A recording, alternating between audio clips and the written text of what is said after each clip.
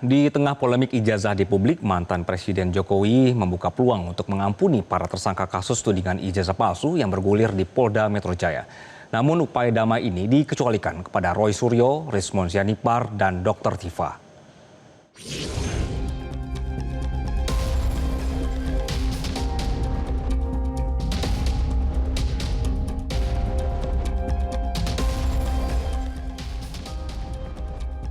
Masih ada kesempatan bagi para tersangka kasus tudingan ijazah palsu mantan Presiden Jokowi untuk berdamai atau melalui restoratif justice di tengah proses penyidikan oleh Polda Metro Jaya. Pasalnya Jokowi disebut siap memaafkan sebagian besar tersangka.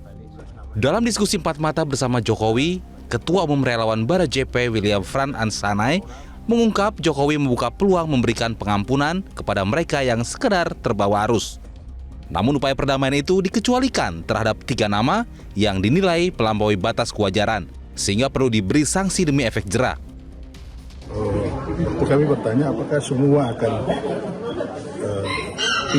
tidak dimaafkan, misalnya 12 nama. Yang ada 12 nama itu. Nah ternyata Pak Jokowi bilang, saya bukan tipikal orang yang tidak pemaaf. Jadi yang pasti tidak semua. Jadi 12 nama itu tidak semua yang akan terus dituntut. Itu akan dimaafkan.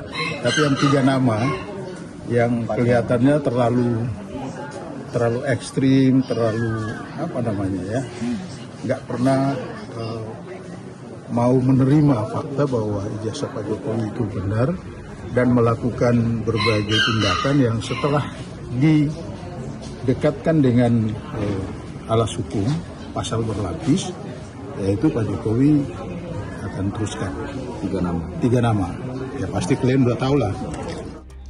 Namun sikap terbuka Jokowi tersebut ditanggapi dingin oleh kuasa hukum Roy Suryo CS, Ahmad Kozinudin. Menurut Kozin, upaya permaafan dalam penyidikan tidak serta-merta menghilangkan delik pidana dan hanya berpeluang mengurangi beratnya hukuman. Ya, yang pertama saya ingin tanggapi itu kan hanya ingin memecah belah tim kami, seolah-olah yang dimaafkan akan selesai. Padahal permaafan dalam penyidikan itu hanya mengurangi beratnya pidana, bukan menghilangkan unsur pidana. Sehingga sepanjang kasus ini tidak dicabut oleh Jokowi, maka tidak ada pembedaan mana yang dimaafkan atau tidak. Permaafan itu nanti di pengadilan. Saya kira inilah strategi Joko Widodo untuk memecah belah persatuan kami dalam kasus ini. Di sisi lain, kuasa hukum Jokowi Firmanto Pangaribuan kembali mendesak agar para tersangka kasus ijazah Jokowi dilakukan penahanan. Selain ancaman di atas 5 tahun penjara, Firman juga khawatir para tersangka kembali mengulangi perbuatan pidananya. Tim Liputan Metro TV. Bang Boy, jadi apa sebenarnya yang melatari keputusan Pak Jokowi untuk memaafkan sebagian tapi tidak semua? Jadi Pak Jokowi kemarin kepada kami menyampaikan bahwa dia melihat dari 8 orang ini semuanya itu ada perbedaan-perbedaan sikap dan perilaku dalam kaitan melakukan pencemaran baik terhadap Pak Jokowi. Oke. Pak Jokowi adalah seorang negarawan, beliau juga adalah pernah menjadi pemimpin negara kita selama 2 periode. Dan Pak Jokowi dengan tegas menyatakan kepada kami bahwa beliau membuka pintu maaf bagi mereka-mereka yang dilaporkan oleh Pak Jokowi terkait pasal delik aduan pencemaran nama baik. Demikian Mas Anggi. Oke. Bang Boy, jadi 3 orang ini adalah Roy Suryo, Rismon, sama Dr. Tifa ya? Ya, kan ada 8 orang itu, ada 2 klaster. Nah, dari diskusi kami sebenarnya Pak Jokowi belum menentukan dan belum menyebutkan siapa yang akan dimaafkan dan siapa yang akan tidak dimaafkan. Dalam hari ini mungkin Pak Jokowi akan mencabut laporan ya, yang artinya dimaafkan. Nah, namun Pak Jokowi dalam diskusi bersama kami juga menanyakan kepada kami, menurut kami dalam perspektif Bara JP, siapa-siapa yang paling banyak melakukan kegaduhan, paling banyak menebar fitnah, paling banyak membuat hal-hal manuver-manuver yang negatif terhadap Pak Jokowi, dan siapa-siapa saja yang dalam beberapa waktu terakhir sudah tidak melakukan gerakan-gerakan yang menyerang Pak Jokowi ataupun menebar kebencian terkait Pak Jokowi. Ya, kita diskusi kepada Pak Jokowi dan kesimpulannya memang pada saat itu ada 3 nama yang memang sangat berat perilakunya dalam narasi-narasi yang maupun sepak terjang yang mereka lakukan dalam beberapa bulan terakhir. Oke. Gitu. Oke. Saya ke Mas Azam. Mas Azam, jadi kalau pihak Anda merasa rugi tidak, dimaafkan atau tidak dimaafkan? Jadi saya mengutip sebuah aturan dulu ya. Sebenarnya banyak itu diatur di surat Al-Baqarah ayat 199, surat Al-Baqarah ayat 263, surat Al-Hijr ayat 45. Tapi ada satu yang tertarik saya baca di surat Asy-Syura yaitu ayat 40. Bahasanya apa?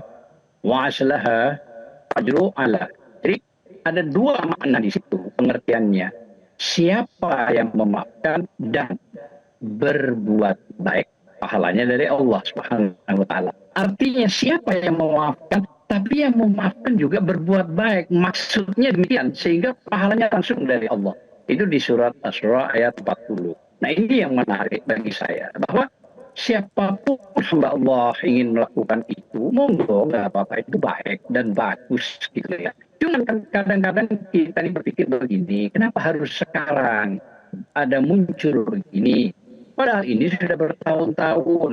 Nah, ada konteks lain bahwa presiden kita ini kan dipilih rakyat sesuai pasal 1 ayat 2 Undang-Undang Dasar 1945 bahwa negara ini berdaulat di tangan rakyat, maka rakyat memiliki hak apapun dan rakyat yang adalah menjadi tuannya gitu ya. Seharusnya saat konflik dulu lama sudahlah bagaimana teknisnya buka saja, apalagi di KIP keterbukaan informasi publik pasal 18 ayat 2 itu nyata dan jelas. Siapapun pejabat publik ya, jika rakyatnya yang meminta secara publik itu boleh diberikan dan tidak ada lagi basa-basi gitu. Dan satu hal lagi yang paling penting, ini kan faktor kepentingan umum. Namanya kepentingan umum sudah dibayar oleh rakyat, digaji rakyat, dipilih oleh rakyat, kaya kan rakyat. Ya apa sih beratnya? Maksud saya sejak dulu gitu ya. Tapi kalaupun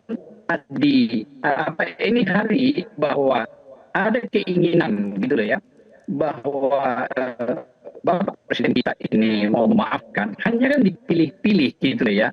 Seharusnya kalau memang mau di surat Asy-Syura itu bagus kan bagi Muslim gitu ya, di ayat 40 gitu ya, bahwa poinnya adalah siapa yang memaafkan dan berbuat baik maka langsung pahalanya dari Allah.